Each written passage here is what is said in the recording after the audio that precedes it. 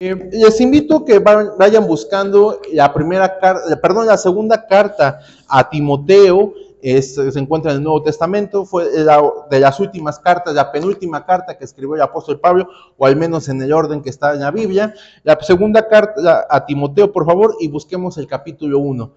En esto va a basarse nuestra predicación del día de hoy, nuestro mensaje del día de hoy.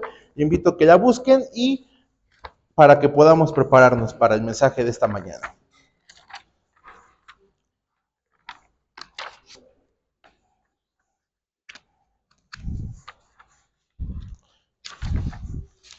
Segunda carta a Timoteo, por favor.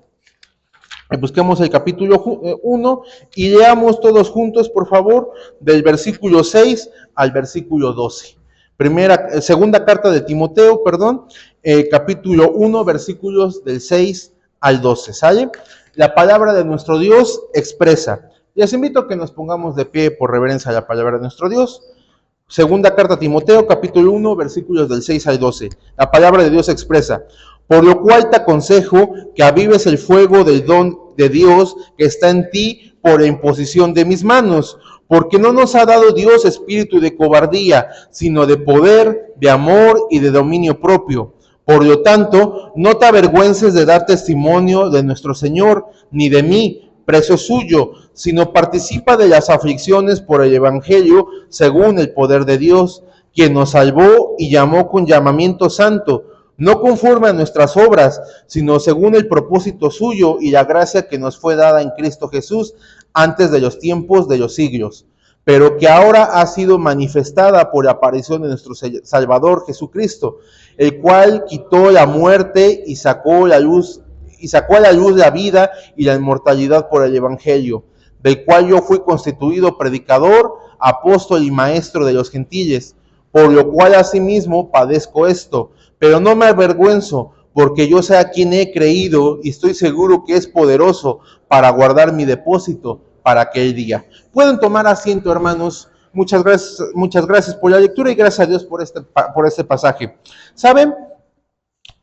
Corría el año de 1933 en Estados Unidos, y después de quedar electo como el 32º presidente de los Estados Unidos, en su primer discurso como presidente, Franklin Delano Roosevelt dijo estas palabras: a lo único que debemos de tenerle miedo es al miedo mismo. Si había alguien que podía decir esto, era él. Por ejemplo, si leemos su biografía, él, a pesar que tuvo poliomielitis desde los 39 años, la polio es una enfermedad que destruye el sistema nervioso y causa parálisis. Él tuvo parálisis de la cintura para abajo desde los 39 años. A pesar de esta afectación, él fue un verdadero líder. Fue la persona que guió a su país en momentos oscuros que pasó esa nación. Por ejemplo, él fue la persona o fue el líder que encabezó la búsqueda para salir de la Gran Depresión originada en el famoso crack de 1929. En esa crisis económica, que es la más grande que se haya conocido, al menos en tiempos modernos, él tuvo que buscar la salida para poder sacar a su país adelante. También él tuvo la oportunidad de liderar a su país y a las fuerzas aliadas en la Segunda Guerra Mundial. Él tuvo como aliados a Winston Churchill y a Joseph Stalin, líderes de Inglaterra y de la Rusia soviética en ese entonces, que no eran personas fáciles de llevar, de hecho eran personas completamente difíciles. Bueno, él tuvo la habilidad y la sabiduría para poder hablar con ellos y para poderlos conducir a la victoria hallada. Franklin Delano Roosevelt, podríamos decir que era un líder en toda la extensión de la palabra. Y a pesar de todo, no estoy totalmente de acuerdo con sus palabras, que él dijo: a lo único que debemos de tenerle miedo es al miedo mismo. ¿Por qué? Yo entiendo el contexto en el que él lo dijo. Él necesitaba darle una ilusión y necesitaba darle esperanzas a un pueblo golpeado en medio de una situación económica muy adversa. Miren, para darnos un contexto de la situación económica y de la situación tan adversa que estaban pasando, por ejemplo, en un solo día, el 29 de octubre de 1929, sucedió lo que llamamos a partir de ese momento el famoso Martes Negro. Es decir, En una sola corrida de la bolsa de valores se perdieron 14,000 millones de dólares en solo 8 horas. Y al terminar la semana se habían perdido más de 30,000 millones de dólares en valor. Quiere decir que las personas que tenían su dinero ahorrado, ya sea en acciones o ya sea en bancos, de la noche a la mañana en una sola hora o al menos en una semana, perdieron absolutamente todo lo que tenían guardado. Y no solamente perdieron lo que tenían guardado de sus ahorros de su vida, perdieron incluso el salario que habían guardado durante esa semana. Era una situación completamente trágica. En los peores años de esta crisis, de 1930 a 1934, la tasa del desempleo era alrededor del 25%, lo que significaba que de 4 personas que estaban trabajando, una perdería su trabajo en ese momento. Pueden alzar la mano las personas que actualmente trabajan, ya sean jóvenes, mujeres, hombres.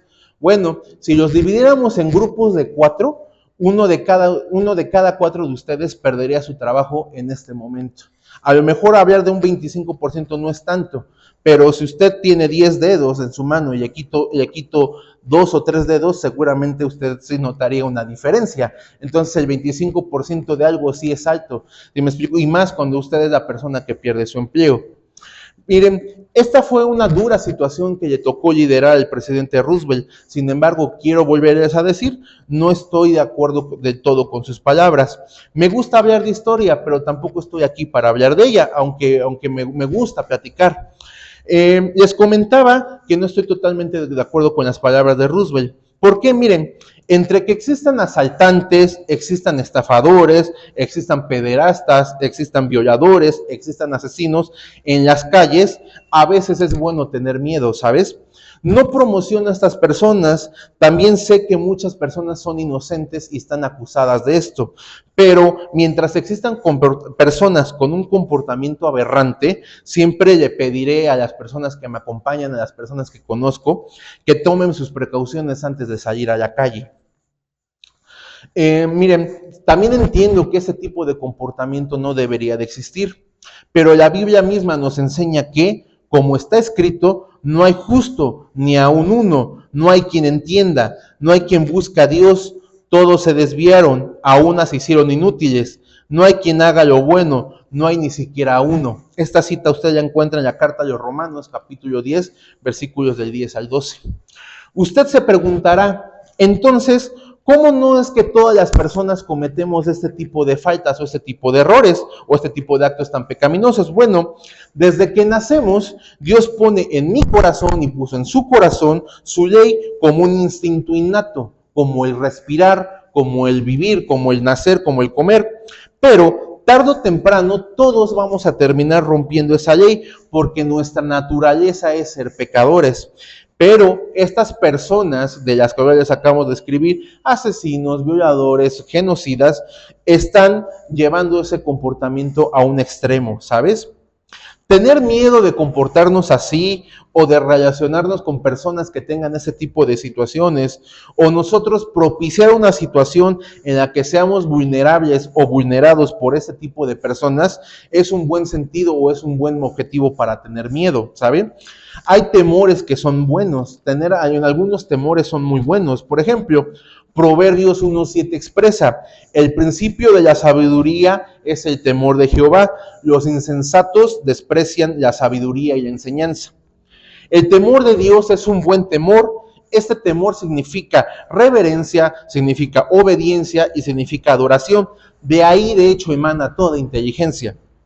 Hoy existen grupos de personas, y conozco a muchas de ellas, que intelectualmente son superiores a mí, son más inteligentes, resuelven los problemas con mayor eficiencia, no tienen miedo a afrontar situaciones de riesgo, pero han elegido creer que su vida es movida por la casualidad o por la energía del cosmos, les llaman algunos. Déjenme comentarles algo, la casualidad no existe y al cosmos no le importas por la simple razón de que es inerte, es carente de vida y no conoce a nadie de manera particular. Todo en esta vida funciona gracias al Dios vivo, cuya única verdad máxima es Jesucristo. Y la única forma de conocerlo es mediante una relación personal, comenzando leyendo nuestra Biblia y también hablando con Él por medio de la oración. El miedo, hermanos, hay un miedo. Hemos hablado de un miedo bueno que le llamamos instinto de conservación, pero también hay un miedo que destruye. A ese quiero referirme. En la segunda carta a Timoteo, capítulo 1, versículo 7 dice, porque no nos ha dado Dios espíritu de cobardía, sino de poder, de amor y de dominio propio. ¿Sabed? Cuando habla de espíritu de cobardía, es una clase negativa de temor o de miedo. La Biblia le llama espíritu de temor. En los tiempos modernos, en esos tiempos donde tenemos psicólogos, donde tenemos análisis, donde tenemos científicos, le podríamos llamar fobias. La ciencia tiene identificadas más o menos unas 400 fobias distintas, e incluso hay otros varios centenares que están siendo identificadas o que todavía no son comprendidas del todo. Algunos ejemplos de fobias son, por ejemplo, la aracnofobia o miedo a las arañas, quizás muchos de ustedes las tengan. La acrofobia, quizás usted nunca haya oído hablar de esto, de la palabra acrofobia. Bueno, la acrofobia es el miedo a las alturas. Yo en lo personal experimento miedo a las alturas y estoy seguro que muchos de ustedes también. La claustrofobia, por ejemplo, que es miedo a los espacios cerrados, en especial si son pequeños. O la glosofobia, que es que muchos sufrimos al tener miedo al hablar en público, en especial cuando nos paralizamos, ¿saben? La lista de fobias continúan, les hablaba que son más de 400. Hay fobias a la luz, hay fobias a la oscuridad, hay fobias a los rayos, hay fobias a los truenos, hay fobias a estar solo, hay fobias por estar acompañado de mucha gente. Yo en lo personal no sé distinguir si simplemente nací cansado o tengo ergofobia, es decir, miedo al trabajo. Si algo odio en esta vida es trabajar, entonces probablemente tenga ergofobia. Hay temores sin sentido, hay temores que no son productivos, hay otros que son heredados por nuestros padres, hay otros que son originados por malas experiencias. A todo este tipo de temores la Biblia le llama espíritu de temor y nos habla que existe esclavitud con este tipo de temor. Miren, el miedo nos esclaviza y nos destruye con el olvido. ¿Qué significa esto? Segunda carta a Timoteo, capítulo 1, versículo 6. Por lo cual te aconsejo que avives el fuego del don de Dios que está en ti por la imposición de mis manos.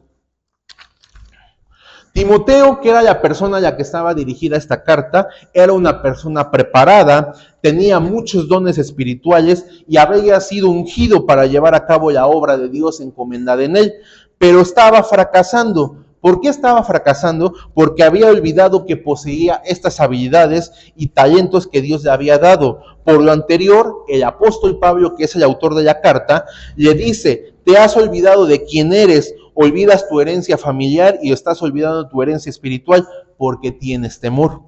Cuando nos concentramos en el temor, dejamos de apreciar las cosas simples, como un bello día, o las cosas complejas, como quiénes somos, a dónde vamos, qué podemos hacer y en quién confiamos. Muchos de nosotros, hermanos, somos seres completamente, extraordinariamente dotados, con super habilidades y super bendecidos, pero hay algo en nuestro corazón. Puede ser una pérdida, puede ser una enfermedad, puede ser una relación amorosa, puede ser una crisis económica que arrastramos con nosotros y nos hace olvidar quiénes somos y dejamos de confiar en Dios y olvidamos quién es Él. Si alguien podía tener miedo de su futuro, ese era el apóstol Pablo, el autor de la carta. Miren, estaba encarcelado, estaba en pleno juicio y probablemente estaba esperando una sentencia para ser ejecutado. Entonces, si alguien podía hablar de temor, podía hablar de angustia, era él, pero él escribe en la carta, en el capítulo 1, versículo 8, por tanto, no te avergüences de dar testimonio de nuestro Señor Jesucristo, ni de mí, preso suyo, sino que participa de las aflicciones por el Evangelio según el poder de Dios. Pablo no tuvo temor y no olvidó su esencia. Por eso en el versículo 12 le dice, por lo cual asimismo padezco esto, pero no me avergüenzo, porque yo sé en quién he creído y estoy seguro que es poderoso para guardar mi depósito para aquel día. Pablo decía, estoy en una prisión, pero todo está bien. Estoy en un juicio, pero estoy bien. Sé quién es Dios y sé cuán grande es Él. Y sé que Él cuidará de mí en cualquier momento.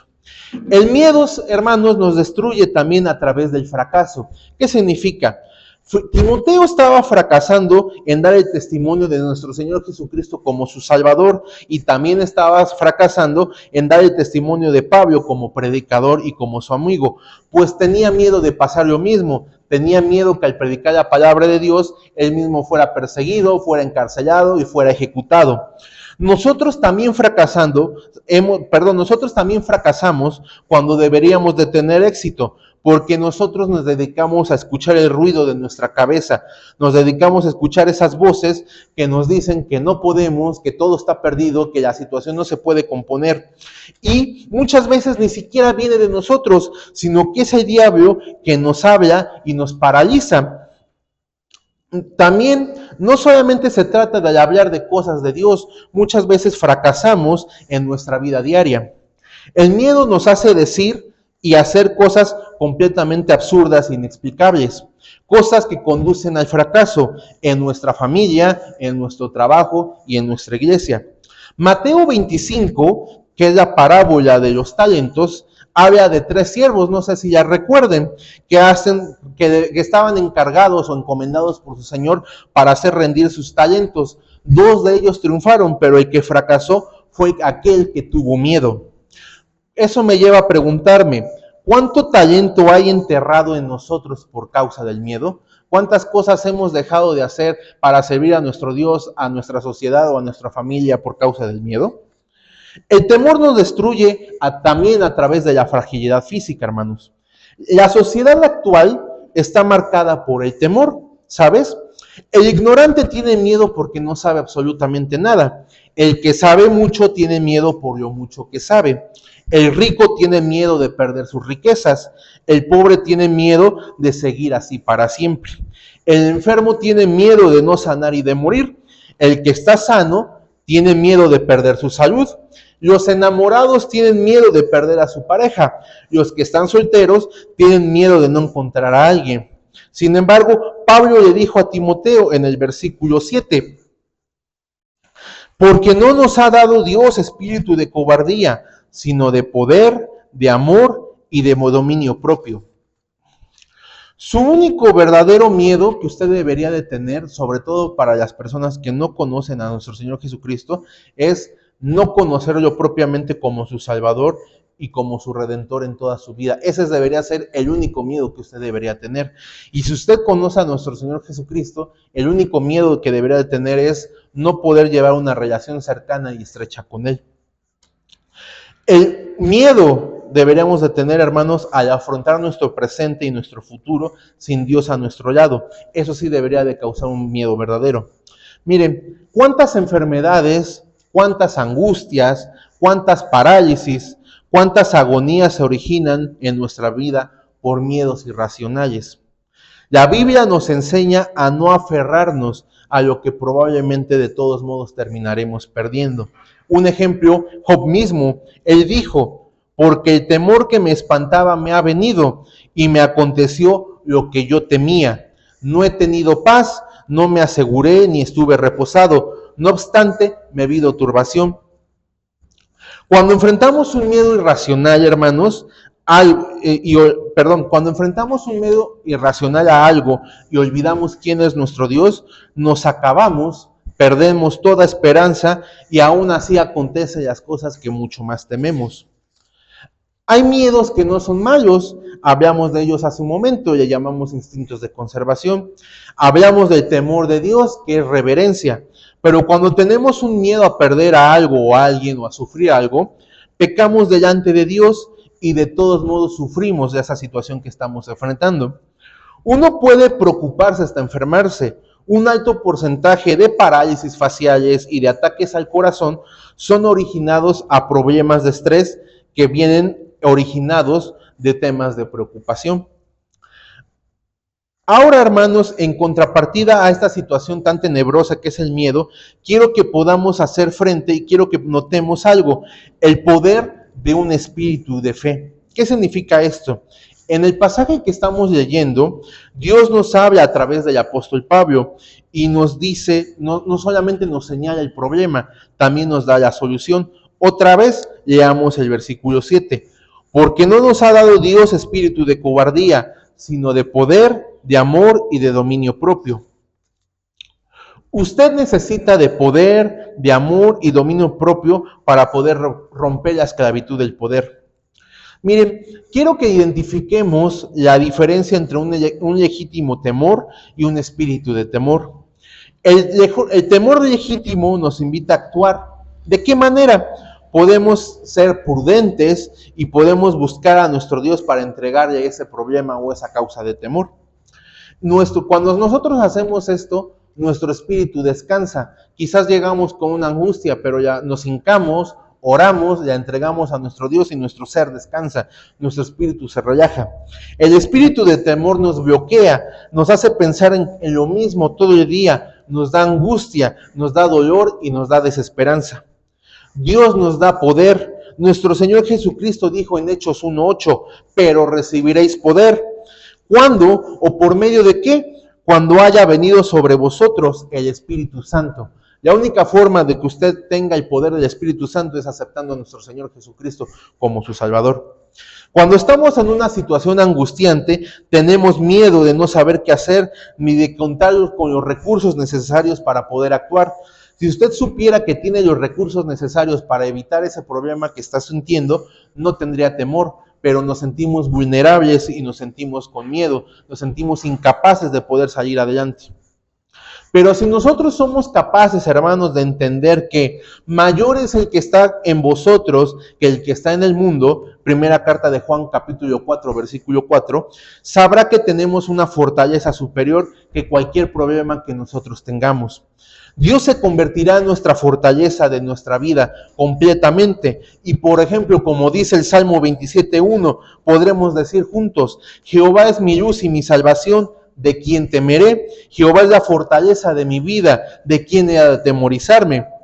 El hombre o la mujer que es capaz de arrodillarse delante de Dios, es capaz de estar firme delante de cualquier persona o delante de cualquier problema.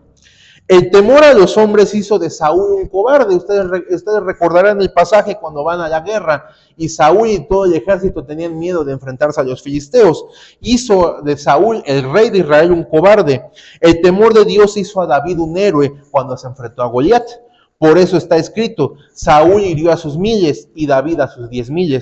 Primera de Samuel 18:7. Como segunda arma, hermanos, Dios nos ha dado un espíritu de amor. La primera carta de Juan capítulo 4 versículo 18 dice, en el amor no hay temor, sino que el perfecto amor echa fuera el temor, porque el temor lleva en sí castigo, de donde el que teme no ha sido perfeccionado en el amor. No se refiere al amor que nosotros podamos tener a Dios. Dice su palabra en Isaías que todas las cosas y buenas acciones que podamos hacer delante de Él son como trapo de inmundicia. Se refiere al amor de Dios por nosotros desde el principio de los tiempos. Un amor que es individual, que es único y que es especial para cada uno de nosotros de manera personal. A pesar de tus errores, a pesar de mis pecados, Dios decidió darnos vida porque nos ama. Ese es el perfecto amor al que se refiere la Biblia. Y el perfecto amor es consumado en la cruz de nuestro Señor Jesucristo. Por último, nuestro Dios nos ilumina con dominio propio. Dios nos da disciplina, nos da control y nos da poder para discernir la realidad. En nuestra cabeza, hermanos, todos los problemas lucen imposibles, pero nuestra mente juega en contra y el diablo y sus huestes explotan estas debilidades para podernos colapsar. No existe un solo versículo en la Biblia, quizás no la haya yo leído de A a la Z, pero no existe un solo versículo en la Biblia, al menos que yo haya leído, que diga que tenemos que vivir haciendo caso a nuestros sentimientos o que tengamos que hacerle caso a nuestra mente. ¿Por qué? Porque nuestros sentimientos son inestables, son irracionales y muchas veces son exagerados. A menudo ni siquiera vienen de nosotros, sino que son sembrados en nuestra mente por el diablo. Por eso Pablo en el versículo 12 dice, porque yo sé a quién he creído y estoy seguro de que es poderoso para guardar mi depósito para aquel día. ¿Sabes? Con el paso de los años he analizado mi vida, he resumido mis fracasos, he visto mis malas decisiones, he visto todas las veces que he traicionado a mi Dios por culpa de mi pecado. Y ¿saben? Llegué a la conclusión que lo único talentoso que emana de mí es el pecar. No lo digo con orgullo, hermanos, ni quiero que ustedes lo tomen como bandera para poder hacer lo que ustedes quieren, pero lo único que me ha salido bien en toda mi vida es pecar. Si usted pudiera ver la sombra de mi corazón proyectada en esa pared que tenemos, probablemente ni siquiera quisiera volver a hablarme nunca, ni le pediría al pastor que me permitiera volver a estar aquí al frente. Miren, no he matado a nadie, que yo recuerde, no he estafado a alguien, no he abusado de algún menor, ni me he quedado con alguna herencia, pero aún así mi corazón está cargado de pecado.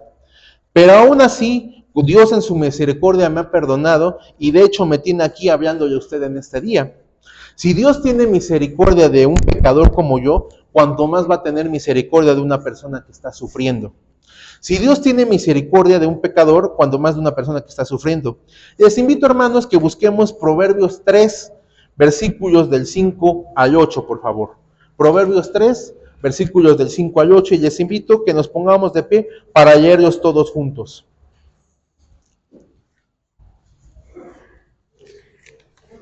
Proverbios capítulo 3, versículos del 5 al 8.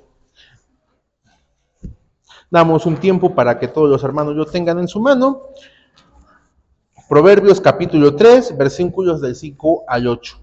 La palabra de Dios expresa, todos juntos: fíate de Jehová de todo tu corazón y no te apoyes en tu propia prudencia. Reconócelo en todos tus caminos y él enderezará tus veredas.